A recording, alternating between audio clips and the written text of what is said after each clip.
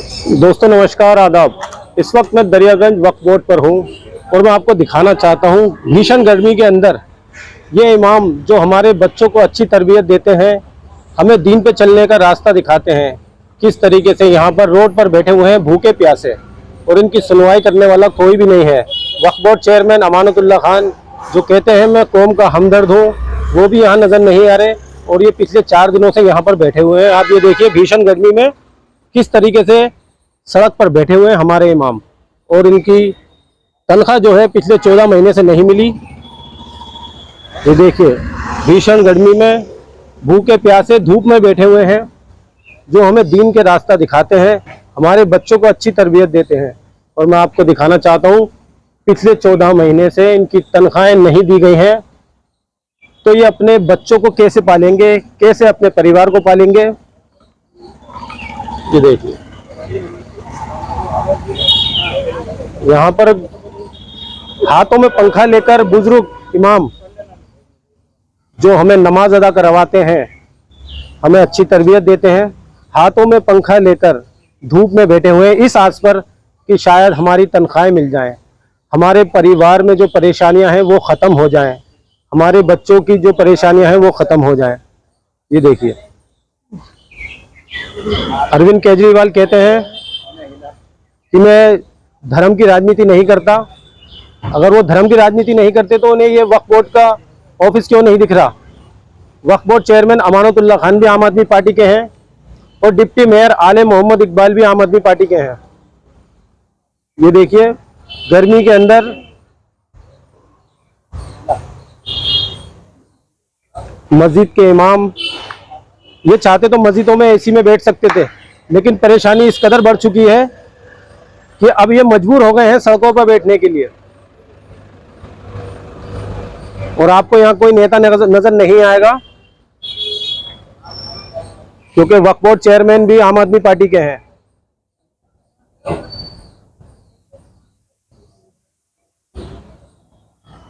तमाम बुजुर्ग इमाम यहाँ पर बैठे हुए हैं और उम्मीद कर रहे हैं शायद कोई इनका मसीहा आए जो इनकी तनख्वाहों को दिलाए।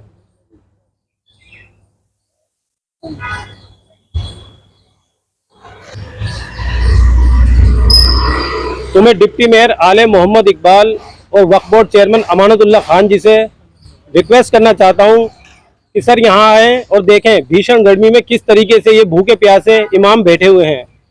इमाम वो होते हैं जो हमें एक अच्छी तरबियत देते हैं और हमें नमाज अदा करवाते हैं, लेकिन आज ये खुद सड़कों पर हैं क्योंकि इनका भी परिवार है, इनके भी बच्चे हैं। हजरत अपना नाम बताएं पहले आप। मेरा नाम मुशर्रफ अली है। क्या मामला है, आपके 14 महीने से तनख्वाह नहीं मिली, यहाँ पर आप कब से बैठे हुए हैं?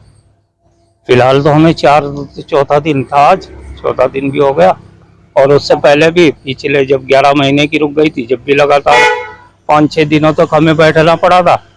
कुल मिला गई है कि जब 4 दिन में आपसे कोई मिलने वगैरह नहीं आया यहाँ पर? मिलने 14 महीने से नहीं, हमारी सुनी अभी 4 दिन में कौन सुन लेगा। हमें तो ये दिख रहा कि हमें इस भीषण गर्मी में यही ना जान देनी पड़ जाए। तो एक मायूसी है इनके चेहरों पर जो नेताओं को नहीं दिख रही। शायद नेता नहीं चाहते कि इन्हें तनख्वाह मिले। नेताओं को वोट चाहिए, हमारी तनख्वाह से क्या मतलब। वो ना हमें नेताओं की जरूरत, हमें तो अल्लाह की जरूरत है सबसे पहले नंबर पर। दूसरे हमारा ये दफ्तर है, हम यहाँ आए, यहाँ का जो भी इस वक्त मौजूदा हो, चाहे चेयरमैन हो, सीईओ हो या कोई भी हो, उसकी जरूरत है। मुझसे अपनी फरियाद ले गए। सबसे पहले नंबर अल्लाह से, नेता की या किसी की हमें जरूरत नहीं। हम खुद अल्लाह की जात के ऊपर भरोसा रखते हैं, हम अपनी बात मनवाएंगे। इनकी आवाज में आपने देखा होगा एक गम है, क्योंकि इनके भी परिवार हैं, इनके भी बच्चे हैं, लेकिन उन नेताओं को नहीं दिख रहा जो कौम के नाम पर वोट लेकर बैठ गए हैं। जी आप क्या कहना चाहेंगे? मैं कहना चाहता हूं कि ये वक्फ बोर्ड जो है ये किसके लिए है और ये जो इमाम हैं ये किनके हैं। ये जो वक्फ की प्रॉपर्टी है दिल्ली में या पूरे हिंदुस्तान में ही, इसकी जो जिम्मेदारान हैं उनकी जिम्मेदारी क्या बनती है। यहाँ पर दिल्ली की जो मस्जिदें हैं, खानकाह हैं, मज़ारात हैं और दूसरी प्रॉपर्टी हैं, वक्फ बोर्ड इसका जिम्मेदार है। और अगर ये जिम्मेदारी नहीं निभाते हैं तो फिर क्या होगा? फिर यही होगा कि आज एक मज़ार टूटी, कल दूसरी टूटी, आज ये मस्जिद टूटी, कल दूसरी टूटी, आज इस प्रॉपर्टी पे कब्जा हुआ, कल दूसरी पे हुआ, और आहिस्ता आहिस्ता ये सब ख़त्म हो जाएगा। ये चाहते यही है कि इमाम लोग जो है वो भी अपने घर जाके बैठ जाए और मस्जिदों पर भी कब्जा हो जाए, ताकि तोड़ने में आसानी हो जाए। जैसे मज़ारों को तोड़ दिया, वहां पर कोई मज़ावर नहीं है तो गए और अपना तोड़ दिया। कौन शिकायत करेगा और कहाँ करेगा, किसको करेगा? जिसके पास शिकायत करे वही सुनने वाले नहीं है। क्या हम यहाँ देख नहीं रहे वक्फ बोर्ड के बाहर जो है? या चेयरमैन साहब को नहीं पता है? क्या उनका हक नहीं बनता है कि भाई ये मेरे इमाम है? चेयरमैन साहब देख रहे हैं लेकिन आपको नजरअंदाज कर रहे हैं, वो नहीं चाहते आपसे मिलना। इसलिए तो कह रहे हैं कि वो नजरअंदाज क्यों कर रहे हैं आखिर? उनको अगर नजरअंदाज अल्लाह ने कर दिया तो फिर कहाँ जाएंगे वो इमाम? कुछ लोगों ने अभी ये भी बताया है कि जो आपकी तनख्वाहें रुकी हुई है उस पैसे का कुछ घोटाला हुआ है। घोटाला भी हुआ है, घोटाले का ही तो मसला चल रहा है। ये उस घोटाले का हिसाब नहीं दे पा रहे हैं। उस घोटाले का हिसाब अगर दे देते तो आगे का जो आने वाली जो रकम है वो आ जाती, जिसको ग्रांट की शक्ल भी कहा जा रहा है। लेकिन हम ये कह रहे हैं कि सिर्फ ग्रांट के ऊपर ही इन इमामों को, जो करीब 280 इमाम और मौजिन हैं, इनको सिर्फ ग्रांट के ऊपर ही क्यों रख दिया जा रहा है? पहले चेयरमैन आए हैं, क्या उन्होंने इस वक्फ बोर्ड की आमदनी से नहीं इनको तनख्वाह दी है? और अगर है भी तो 14 महीने में कितना अरसा होता है? 14 महीने में जब स्टाफ को भी कुछ तनख्वाह दे दी गई है 5 महीने की, 6 महीने की, अभी कुछ दिन पहले, और कुछ फतेहपुरी के जो वहाँ के मदरसीन हैं और दूसरे जो कुछ इमाम हैं उनको भी कुछ दी गई है, लेकिन ये इमाम फिर देख रहे हैं।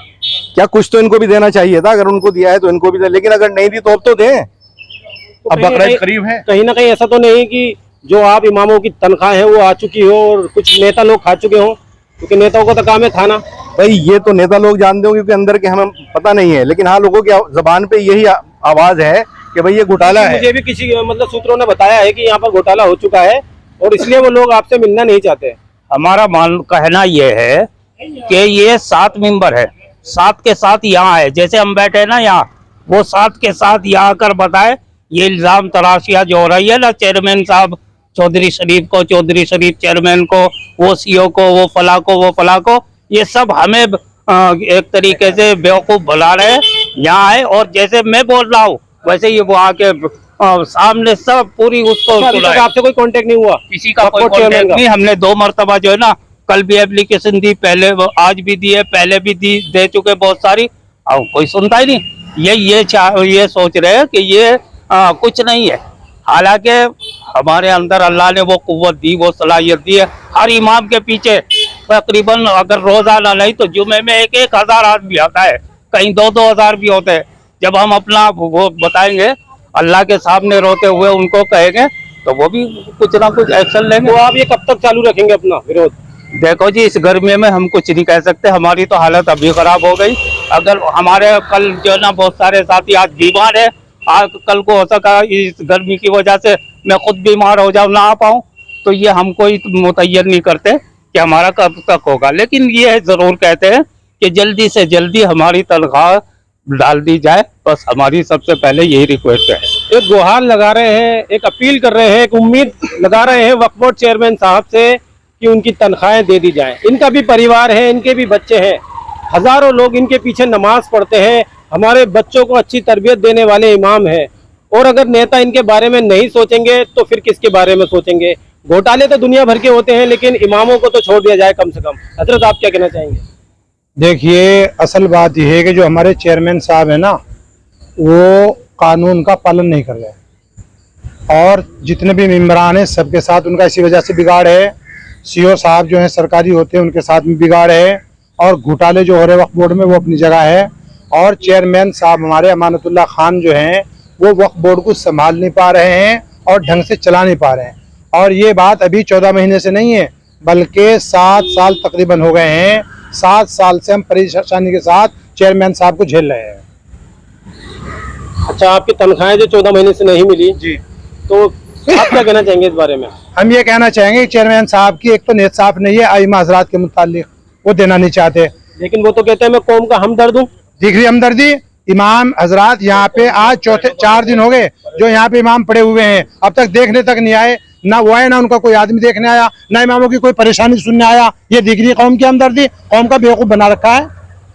कौम के हमदर्द कहने वाले अमानतुल्लाह खान जो कहते हैं मैं कौम का हमदर्द हूँ, लेकिन आज यहाँ देखिए तमाम इमाम भीषण गर्मी में जमीन पर बैठे हुए हैं। तपती हुई जमीन, ऊपर से तपता हुआ सूरज। किस लिए बैठे हुए हैं? 14 महीने से वक्फ बोर्ड ने इनकी तनख्वाहें नहीं दी हैं, ये देखिए। और आपको मैं एक चीज और दिखा दूं, इमामों के अलावा यहाँ कोई और इंसान मौजूद नहीं है क्योंकि ये इमाम ईमानदारी से अपनी तनख्वाहें मांग रहे हैं। अगर ये कोई राजनीति मुद्दा होता तो पक्ष और विपक्ष वाले यहाँ पर एक हंगामा कर रहे होते, लेकिन उनको ये नहीं दिख रहा कि ये इमाम बुजुर्ग, ये देखिए बाशेरा हैं, इनके चेहरे देखिए, हजारों लोगों को नमाज अदा करवाते हैं। और हमें शर्म आनी चाहिए कि आज हम वक्फ बोर्ड में, अगर अल्लाह ने हमें कोई ओहदा दिया है तो उसका गलत फायदा ना उठाएं। इमामों की हाय और बद्दुआ कहीं ऐसा ना हो आम आदमी पार्टी को लग जाए। आम आदमी पार्टी जो कहती है कि हर धर्म और मजहब की राजनीति नहीं करते, तो फिर ये कैसी राजनीति है। वक्फ बोर्ड के बाहर तपती हुई जमीन पर ये इमाम बैठे हुए हैं, एक मायूसी लेकर बैठे हुए हैं। ये देखिए, इनके चेहरे देखिए। धूप में इस वक्त बाहर निकलना कितना मुश्किल है और ये खुले आसमान के नीचे बैठे हुए हैं धूप में। ना कोई टेंट का इंतजाम है, ना किसी चीज का इंतजाम है। कहाँ गए वो कौम के हमदर्द जो कौम के नाम पर वोट मांगते हैं, कौम के नाम पर एसी रूम में जाकर बैठ जाते हैं। जब कौम से मतलब निकल जाता है तो गायब हो जाते हैं, और जब चुनाव आता है इन्हीं इमामों के पास जाकर अपील करते हैं कि हमारे लिए अपील कर दीजिए, मस्जिद से अपील कर दीजिए कि हमें वोट करें, हम अच्छे हैं, हम कौम के लिए काम करेंगे। लेकिन आज वही इमाम यहाँ जमीन पर बैठे हुए हैं, गंदी जमीन पर बैठे हुए हैं, तपती हुई जमीन पर बैठे हुए हैं, ऊपर सूरज सर पर है और ना खाना खाया ना पानी पिया। शर्म आनी चाहिए तमाम उन नेताओं को जो कौम के हमदर्द बनते हैं। मैं गुजारिश करना चाहता हूँ वक्फ बोर्ड चेयरमैन अमानतुल्लाह खान जी से, क्योंकि वो कहते हैं मैं कौम का हमदर्द हूँ, और डिप्टी मेयर आले मोहम्मद इकबाल जी से भी कहना चाहता हूँ कि आप तो डिप्टी मेयर हैं, पूरी दिल्ली के मालिक हैं इस वक्त, और शेर दिल्ली कहलाने वाले शोएब इकबाल विधायक जी से भी अपील करना चाहता हूँ, विधायक जी इनके बारे में ज़रूर आवाज़ उठाएं, क्योंकि आप कौम के हमदर्द हैं और हमदर्द रहेंगे। लेकिन इन लोगों के जो दिल दुखे हैं, ऐसा ना हो इनकी बद्दुआएं अगर लग गई तो कहीं ऐसा ना हो पूरी पार्टी खतरे में आ जाए। आप लगातार देखते रहिए हमारा सामाजिक और राजनीतिक चैनल हिंद की आवाज़ NCF। चैनल को सब्सक्राइब कर लीजिए और ज़्यादा से ज़्यादा इस वीडियो को शेयर कर दीजिए, ताकि इन इमामों को इनकी तनख्वाहें मिल सके। इनके जो परिवार हैं, जो परेशान हाल हैं, अल्लाह उनकी परेशानियों को दूर करे और इनकी जो तनख्वाहें रुकी हुई है 14 महीने से, वो तनख्वाहें दे दी जाएं। अगर इसमें कोई घोटाला हुआ है तो इसकी जांच की जाए।